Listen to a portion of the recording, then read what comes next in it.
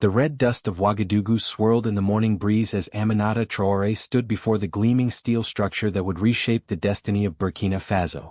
The gold refinery rose from the earth like a metallic baobab tree, its smokestacks reaching toward the ancestors who whispered secrets in the wind. Today she would make the announcement that would send tremors through the marble halls of London, the glass towers of New York, and the colonial mansions of Paris.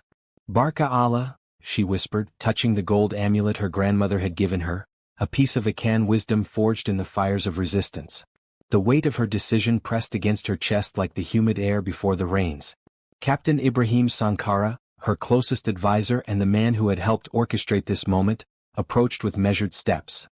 His military boots crunched against the laterite soil, each step a drumbeat of revolution. Madame Presidente, the markets in Europe opened 30 minutes ago. London is already buzzing with rumors. Aminata's eyes never left the refinery. Let them buzz, Ibrahim. Let them remember what it feels like to wait for Africa to speak. Her voice carried the cadence of her mother's lullabies, the rhythmic certainty of traditional griots who had sung the histories of empires into existence. The refinery represented more than processed gold, it was the crystallization of deferred dreams, the physical manifestation of sovereignty that colonial powers had tried to bury beneath treaties and debt. For too long, Burkina Faso had shipped its raw gold to Switzerland, watching foreign hands transform their ancestral wealth into gleaming bars that would never touch African soil again. The French ambassador called 6 times this morning, Ibrahim continued, his voice carrying the weight of ancestral grievances. Monsieur Dubois is agitated. A laugh escaped Aminata's lips, rich and warm like honey from the savannah. Agitated? When has France ever been calm about Africa claiming its birthright? She turned to face him, her indigo boo-boo catching the morning light. What did you tell him? That the president of Burkina Faso does not take orders from Paris anymore. The words hung in the air like incense, sacred and transformative. Aminata could feel the spirits of Thomas Sankara, Patrice Lumumba, and countless unnamed ancestors stirring in approval. The gold beneath their feet had been a blessing and a curse, but today it would become liberation. The story of this moment began 3 years earlier, when Aminata, then a mining engineer educated at the Colorado School of Mines, returned home to find her village of Bolsa transformed by artisanal mining. Children as young as 8 disappeared into hand-dug shafts, their laughter replaced by the mechanical scraping of shovels against earth. The gold that had once been sacred to their ancestors, used in ceremonies to connect with the divine, was now extracted by desperate hands and sold to middlemen who shipped it to foreign refineries. Yenbi Ka Kolin, her grandmother Ememe Ajua, had said in more, sitting beneath the ancient baobab that had witnessed 5 generations of their family. We are selling our souls. The old woman's hands, weathered by 70 years of farming and wisdom, traced patterns in the dust, symbols that spoke of gold as more than metal, but as the sweat of the earth's spirits. That night, Aminata dreamed of golden rivers flowing from the Sahel toward distant shores, leaving only empty riverbeds and hollow promises. She woke with tears on her cheeks and fire in her chest. The dream came again and again, until she understood it was not a nightmare but a calling. Her rise to power had been swift and surprising. The military coup that brought her to leadership was bloodless, driven by young officers who had grown tired of watching their country's wealth disappear into foreign vaults. They called her La Lion d'Or, the Golden Lioness, and she had accepted the title as a sacred responsibility. Gold is not just metal, she had said in her first address to the nation, speaking in a mixture of French and more that made the people lean forward in recognition. It is the blood of Bugu, the earth spirit. It is the tears of our ancestors, crystallized into beauty. When we send it away unprocessed, we send away our dignity. The refinery project had taken 18 months to complete, funded by a consortium of African Development Bank loans and strategic partnerships with Ghana's gold industry. Every brick, every pipe, every gleaming surface represented a step toward economic independence. But more than that, it represented a spiritual reclamation, the return of sacred metal to sacred hands. As the sun climbed higher, casting sharp shadows across the refinery's courtyard, Aminata prepared for the press conference that would announce Burkina Faso's entry into the global gold market as a refining power. The journalists had already arrived, BBC, CNN, Al Jazeera, and dozens of African media outlets whose cameras would carry this moment across the continent. Madame Presidente, her communications director, Fatoumata Ouedraogo, approached with a tablet in hand. The markets are already reacting. Gold prices jumped 2% in the last hour on speculation alone. Aminata nodded, unsurprised. The global gold market was a delicate ecosystem where perception moved prices faster than reality. The announcement that Burkina Faso, Africa's fourth-largest gold producer, would begin refining its own gold instead of shipping it raw to Switzerland and Belgium had sent shockwaves through established supply chains. And the responses from our traditional partners? Fatoumata's smile was sharp as a ceremonial knife. The Swiss are calling it economically imprudent. The Belgians are concerned about quality standards. The French are suggesting we lack the technical expertise for such an ambitious project. Of course they are. Aminata's voice carried the weight of centuries of condescension. They forget that we have been working gold for 1,000 years. The masks of the Akan kings, the jewelry of the Dogon people, the ceremonial objects of the Mossi kingdoms, all crafted with techniques that European goldsmiths are still learning. The press conference platform had been constructed in the shadow of the refinery's main processing unit, where raw gold from mines across the country would be transformed into internationally certified bars. The symbolism was deliberate: African gold processed by African hands on African soil, under African sovereignty. As she walked toward the platform, Aminata felt the presence of her ancestors like a warm wind at her back. The gold amulet at her throat pulsed with ancestral energy, connecting her to the griots who had sung the histories of golden empires, to the metallurgists who had created beauty from earth, to the resistance fighters who had died rather than surrender their heritage. The cameras rolled as Aminata stepped to the microphone, her voice carrying the authority of mountains and the gentleness of rain. She spoke first in Moor, then French, then English, each language carrying its own weight of meaning. Lafi, Lafi, Lafi, she began, using the traditional Moor greeting that meant peace. Peace to all who hear these words. Peace to the ancestors who guide us. Peace to the earth that blesses us with its golden gifts.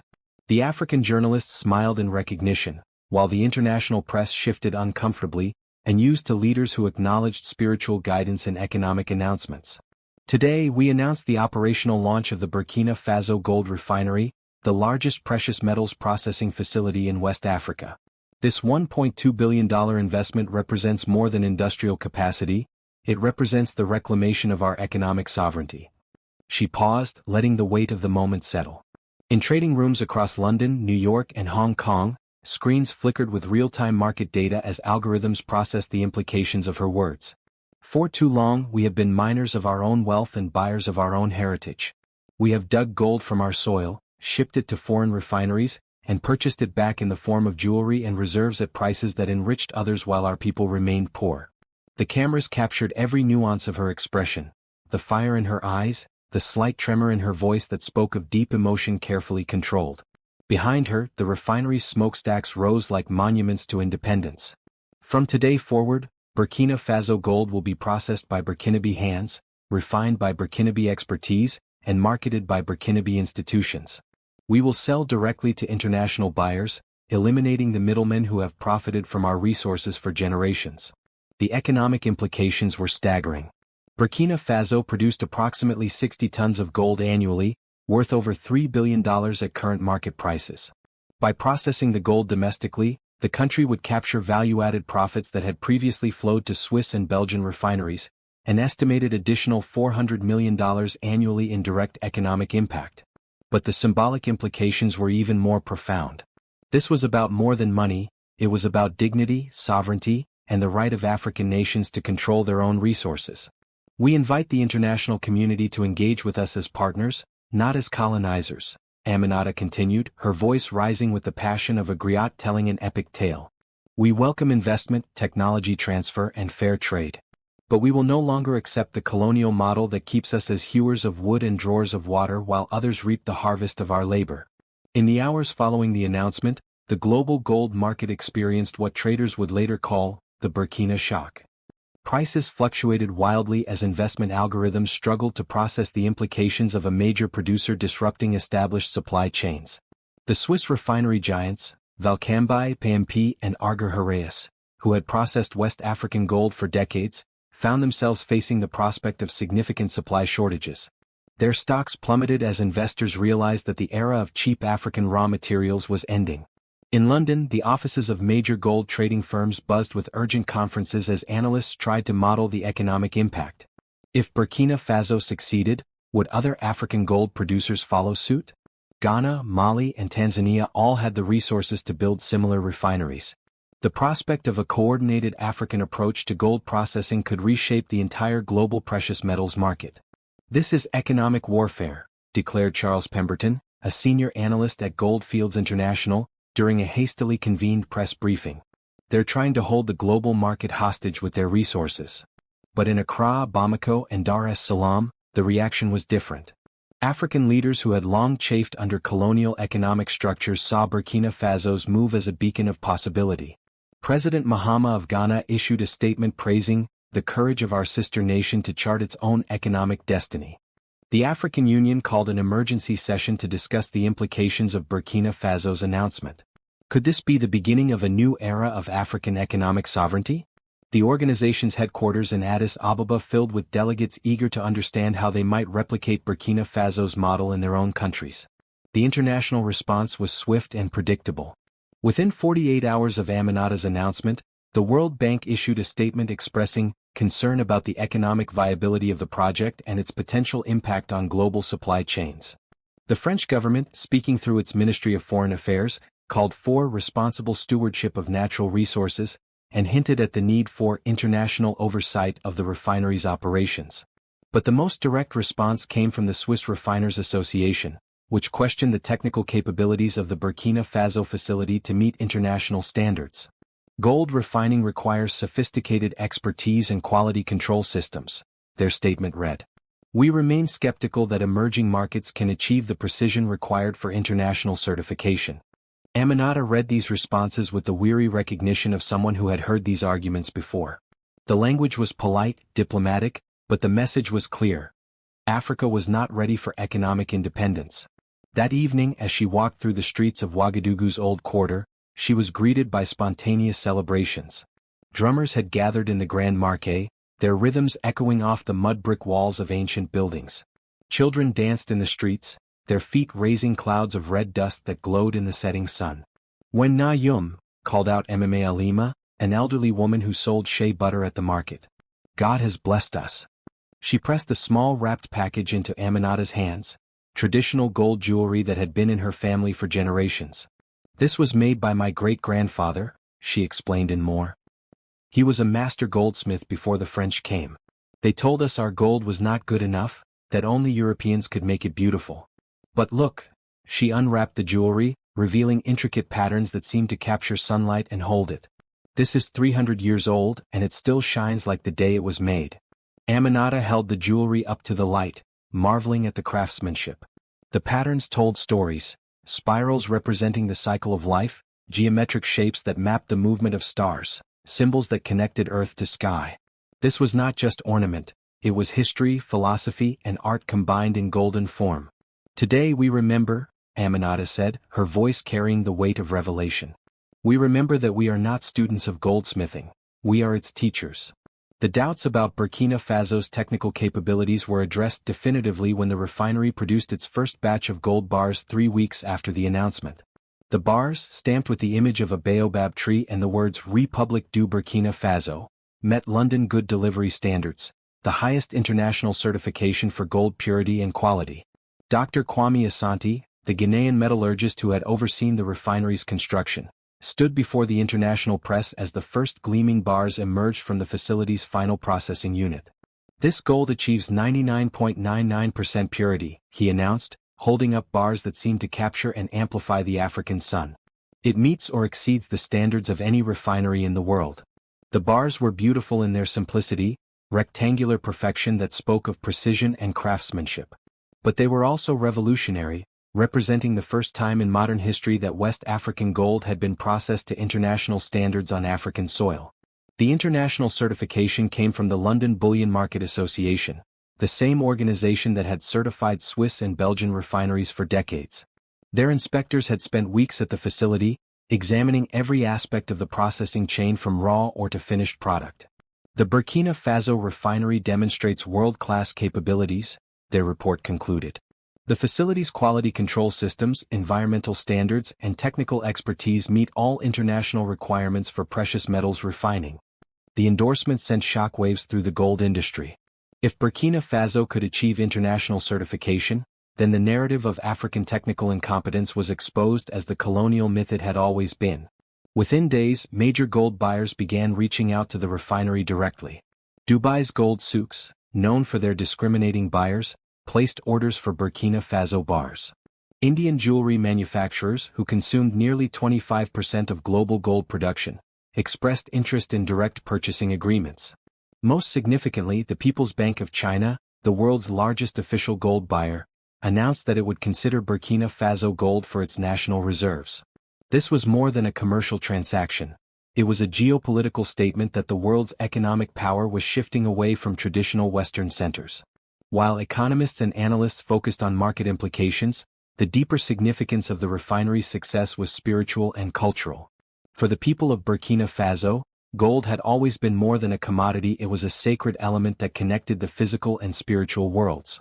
Traditional Moor cosmology spoke of gold as the sweat of the earth's spirits, formed deep underground through the dreams of ancestors. To process gold was to participate in sacred transformation, to take raw potential and refine it into beauty. The refinery in this context was not just an industrial facility but a modern temple where ancient alchemy was practiced with contemporary tools. Elder Bukari Ouedraogo, the most respected traditional chief in the region, had blessed the refinery during its construction, performing rituals that had been practiced for centuries. Gold chooses its own path, he had said, sprinkling millet flour mixed with gold dust around the facility's foundation. When it wants to stay home, it will stay home. The success of the refinery was seen by many as confirmation that the gold itself had chosen to remain in Africa, processed by African hands for African prosperity. Spiritual validation was as important as economic success, perhaps more so for a people whose identity had been shaped by centuries of colonization and cultural suppression. The success of the Burkina Faso refinery sparked what continental observers called the Golden Renaissance, a renewed interest in African control of precious metals processing. Within 6 months of the refinery's launch, Ghana announced plans for a similar facility. Mali, despite its political challenges, allocated resources for feasibility studies. Even South Africa, which had long refined gold for export, began discussions about expanding domestic processing capacity. The African Union, sensing the momentum, launched the African Gold Initiative, a continent-wide effort to develop precious metals processing capabilities. The initiative would provide technical assistance, funding mechanisms, and market coordination to help African nations capture more value from their mineral resources. This is not just about gold, explained Dr. Akinwumi Adesina, president of the African Development Bank. This is about economic transformation. When we process our own resources, we create jobs, build technical capacity, and keep wealth in Africa. The Burkina Faso refinery is a model for how the continent can break free from colonial economic structures. The continental implications were staggering. Africa produced approximately 30% of global gold output, but captured less than 10% of the value-added processing profits. If even half of African gold producers developed domestic refining capabilities, the economic impact would be measured in tens of billions of dollars annually. But the significance went beyond economics. The Golden Renaissance represented a psychological shift, from seeing Africa as a source of raw materials to understanding it as a center of industrial capability. For generations, African students had been taught that their continent lacked the technical sophistication for advanced manufacturing. The success of the Burkina Faso refinery challenged that narrative fundamentally. For Aminata, the success of the refinery came with personal sacrifices that few understood. The international pressure was relentless. Phone calls from world leaders, visits from diplomatic missions, and constant media scrutiny that dissected every aspect of her life and policies. The French government, in particular, had not accepted the economic implications of Burkina Faso's independence quietly. Trade agreements that had favored French companies for decades were suddenly under review. The CFA franc, which had tied West African currencies to French economic policy, faced pressure as countries began to question monetary arrangements that limited their fiscal sovereignty. "They want to make an example of us," Ibrahim told her during one of their evening strategy sessions. "If we succeed, other countries will follow. If we fail, they can point to us as proof that Africa isn't ready for economic independence." The weight of continental expectations pressed on Aminata's shoulders like a physical burden. She was no longer just the leader of Burkina Faso. She had become a symbol of African potential, a test case for whether the continent could break free from colonial economic structures. The stress showed in small ways. Her sleep was interrupted by dreams of golden rivers and ancestral voices. Her appetite diminished as she focused obsessively on economic indicators and market reports. The gold amulet at her throat grew heavier with each passing day, as if absorbing the weight of her responsibilities. But when doubt crept in, she would return to the refinery, walking through its gleaming corridors and listening to the rhythmic hum of machinery processing African gold with African expertise. The sight of workers, young Burkinabe men and women who had been trained in metallurgy and quality control, operating sophisticated equipment with confidence and precision reminded her why the struggle was necessary. A year after the refinery's launch, the global gold market had fundamentally changed. The Burkina model had been replicated in Ghana, Mali, and Tanzania. African gold refineries were processing nearly 15% of global gold production, up from less than 2% the previous year. The economic impact was measurable in multiple ways. Value-added processing revenues that had once flowed to Swiss and Belgian refineries now remained in Africa. Employment in the precious metals sector had increased by 300% across participating countries. Most significantly, the success of gold refining had created confidence for other value-added processing initiatives: copper refineries in Zambia, diamond-cutting facilities in Botswana, and platinum processing plants in South Africa. The Swiss refineries, faced with significant supply shortages, were forced to adapt. Several opened partnerships with African facilities, providing technical expertise in exchange for processing contracts. The relationship remained unequal, but the balance of power had shifted fundamentally. "We are witnessing the end of the colonial economy," declared Professor Wole Ogundipe of the University of Lagos during a conference on African economic development. For the first time since independence, African nations are controlling their own resources from extraction to final processing.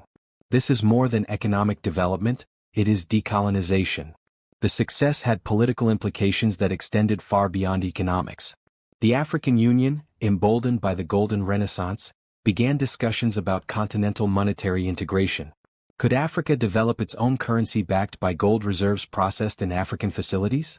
The possibility seemed less fantastical than it had just 2 years earlier. As Aminata stood once again before the refinery on the second anniversary of its launch, the red dust of Ouagadougou swirled around her feet in familiar patterns. The facility had expanded: new processing units, additional quality control laboratories, and a training center that welcomed metallurgists from across Africa. The statistics were impressive. The refinery had processed 120 tons of gold in its first 2 years, generating $1.8 billion in revenue and creating 3,000 direct jobs. But the numbers told only part of the story. The refinery had become a symbol of African capability, a concrete refutation of colonial narratives about technical incompetence. More importantly, it had inspired a generation of young Africans to see their continent as a place of possibility rather than limitation. The University of Ouagadougou had launched a metallurgical engineering program that attracted students from across West Africa.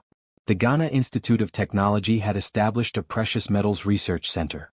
Young people who might have emigrated to Europe or North America were instead staying home to build new Africa. "Yenbi Kadi," said Mma Ajua, now 74 years old but still sharp as the ceremonial knives her ancestors had forged.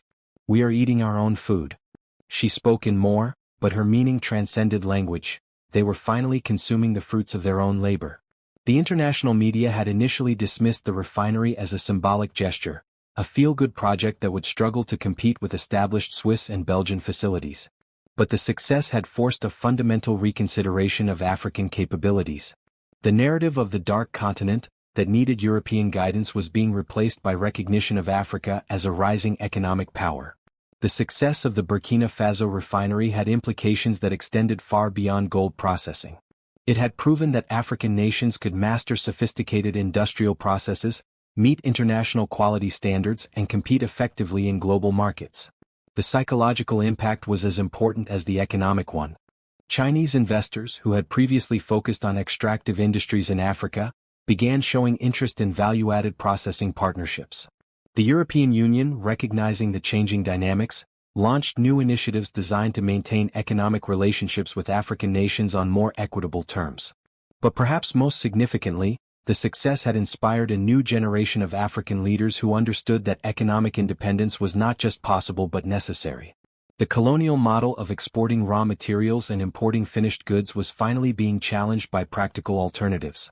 "This is just the beginning," Aminata told the gathered crowd during the second anniversary celebration. Gold was our starting point, but it will not be our ending point.